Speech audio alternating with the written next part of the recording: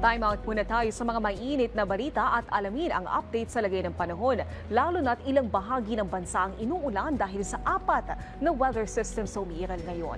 Ihatid sa atin yan ni Pag-asa Weather Specialist John Manalo.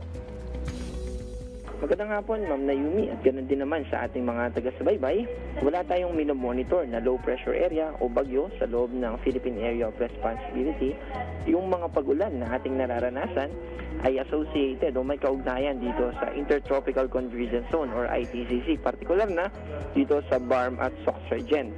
Samantala, bukod dito sa Barm at Soxargen na may mataas na tsansa ng mga pag-ulan dahil magiging cloudy doon, magiging cloudy din dito sa Cagayan, Isabela at Apayao dahil naman sa shear line. Itong shear line, ito yung salubungan ng hangin na galing sa amihan at sa easterlies. Kaya mataas din yung tsansa ng mga pag-ulan, lalo na sa coastal areas. Ulitin po natin dito sa Cagayan, Isabela, except sa Apayao. Yung Apayao po kasama pa rin na makakaranas ng mataas na tsansa ng pag-ulan, pero wala po itong coastal area. At dito naman sa Bicol Region, Aurora at sa probinsya ng Quezon ay may mga kaulapan din. Ibig sabihin mataas pa rin yung tsansa ng mga pag-ulan na dadalhin naman ng easterlies. Dito naman sa Batanes at Ilocos Norte, dahil sa hanging amihan na nakakaapekto dito ay mababang temperatura o malamig na hangin yung ating mararanasan at may kasama rin naman ng mga kaulapan. Ibig sabihin, posible pa rin yung mga pag-ulan, lalo na yung mga light rains or yung mga pag-ambon.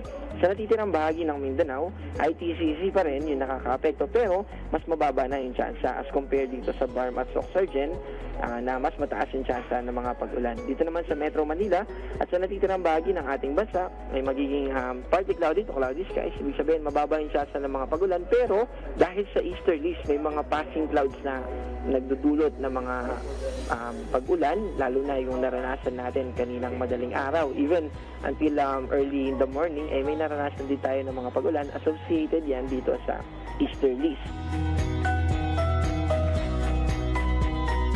At sa mga susunod na araw ay magpapatuloy pa rin yung epekto ng ITCZ. Pero after by Thursday and beyond ay nakikita rin natin sa ating analysis na mas mababawasan na yung impluwensya ng ITCZ. Pero yung amihan ay magpapatuloy yung kanyang impluwensya at mas lalaki pa yung naaapektuhan nitong amihan sa mga susunod na araw. At aabot yan sa Northern Luzon kasama yung mga region natin na Cagayan Valley Region, Cordillera Administrative Region at Ilocos region.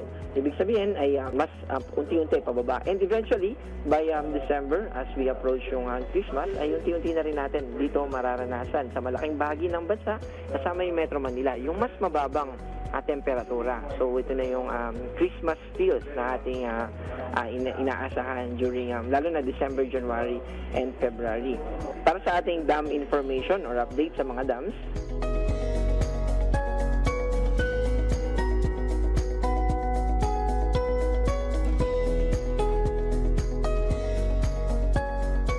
ito po si John Manalo at yan po yung ating update mula sa DOST Pag-asa.